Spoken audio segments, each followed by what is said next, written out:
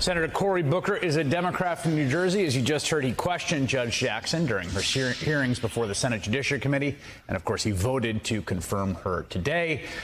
Senator, I have heard many people quote after that exchange that "I'm not letting anyone steal my joy" line, which has become, I think, a sort of mantra in very, very stressful and often very dark times. How are you feeling today? Look, I feel overjoyed. So nobody stole the joy. But look, you have to understand there's a lot of Americans who carry private pain and hurt from experiences in their lives where they were disregarded, demeaned, degraded. I think a lot of people connected with this incredible judge, now justice, who endured outrageous insults in some of her questioning, even though she was more than qualified not only to be in the room, but perhaps more than qualified to many people in the room. And today is a day of healing for a lot of people. Today is a day of triumph for a lot of folks. And it's definitely a day of celebration to see this glass ceiling shattered in what is a Jackie Robinson moment for America.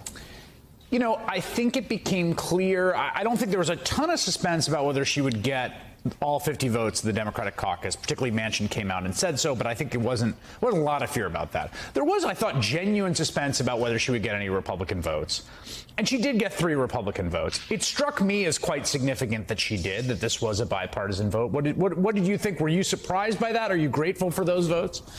I'm deeply grateful, and I have to say, you know, Mitt Romney voted against her for her circuit court nomination, and so he really had to step out to do this. And I thanked him on the floor after the final tally was said. And you know, again, she is a person not only that got bipartisan support in a time of deepened tribalism, where any Republican that steps across the line faces fierce backlash, but she's also somebody that got to that room with the support of the largest police union in the country that represents the majority of police officers.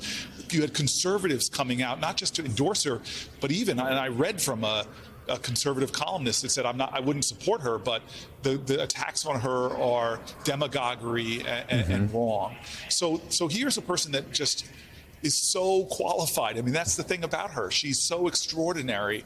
I even during the hearings, and maybe just notice, it was hard for me not to be overwhelmed with emotion and joy just watching her sit there before all of us and show us the truth of who she was. Yeah, you know, I said this before, and I'll say it again, which is that, you know, the Venn diagram of people that are very smart, incredibly capable and competent, and people who are good at talking and explaining things. Like, there's lots of people who aren't that good at talking and are super competent. There's some people who are super incompetent and are good at talking. Those ones are dangerous. But it was very striking to me what a formidable and charismatic presence she was just at that level at the hearings. Yeah, Chris, I'm telling you, behind closed doors, when she met with individual senators, I had more than one Republican come up to me and say, wow, she resonates. You connect with her. She is a gifted soul. Yeah. And I think that people knew that. And those that came at her in a foul way, and again, it wasn't the majority of Republicans, it was a handful. Those folks really had to go deep into the sewer to ignore the truth of who was before them. The reason that we're here today, there's a bunch of things that happened that produced this outcome. The come from behind, upset, improbable victories in Georgia being among them to win those 2 Senate seats to secure a majority. But I want to play you what then candidate Joe Biden said back in February 2020 about his pledge. He made a very transparent promise about if he's elected the next Supreme Court vacancy. Take a listen. The fact is, what we should be doing, we talked about the Supreme Court. I'm looking forward to making sure there's a black woman on the Supreme Court to make sure we, in fact, get every representation. Not a joke. Not a joke. I pushed very hard for that. Not a joke, Senator. Not a joke. Literally, seriously. But he did it, and there was a hue and cry raised about this, right, at the outset, which I think kind of went away when the actual nominee came. But what do you think about the arc of that pledge to delivering on it to having this day? Well, the pledge to me said simply this: there have been not just now, but generations of black women that were more than qualified to be on that court, probably more qualified than some people that got on that court. But for generations, they saw a sign that you need not apply, you will not be considered. But this was a president acknowledging we have a depth of talent in many sectors, and I'm going to change history here and reach deep into the well of talent of black women and affirm the truth, which he did. He succeeded in showing America about how spectacular of talent we have in the black community, amongst black women. And so it was a great moment on a campaign, a la Ronald Reagan, who did that by announcing he would do a woman during a campaign, but even more so that Biden followed through on it and made such a transcendent selection. I don't want to steal your joy, but I do want to end on this question. She will this summer. She will ascend to justice at the end of this term.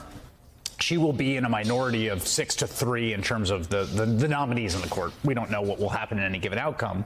But there is widespread anticipation that this term could be really brutal. I mean, we could see the overturning of Roe.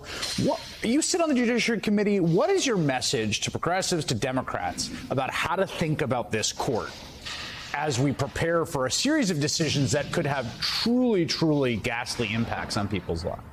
Well, elections have consequences, and I've watched over the years how the extreme right has invested, rallied, pushed, and fought to make sure their agenda now is before America, and it doesn't represent the majority of America. Heck, 5 of the Supreme Court justices on the Supreme Court were nominated by a president that did not win the majority. And it should be a lesson to us, if elections matter, if fundamental rights, like we see these laws being passed in states where women who are survivors of rape and incest, there are bounties out on them if they go to get an abortion. And so we have to dig in now more, be prepared for what's to come, but understand that the next election and the one after that and one after that are building blocks to who's going to have the majority of the court in years ahead. The far right has been very good at changing the court. Even Republican nominees now are no longer the kind of moderate justices of the past. Now you have people trying out by going as far to the right as they can on a lot of these areas of jurisprudence. So I hope every progressive understands what's at stake and what we're staring at right now as a result of us losing narrowly a lot of elections. Senator Cory Booker of New Jersey, thank you for making some time for us tonight. Thank you for having me.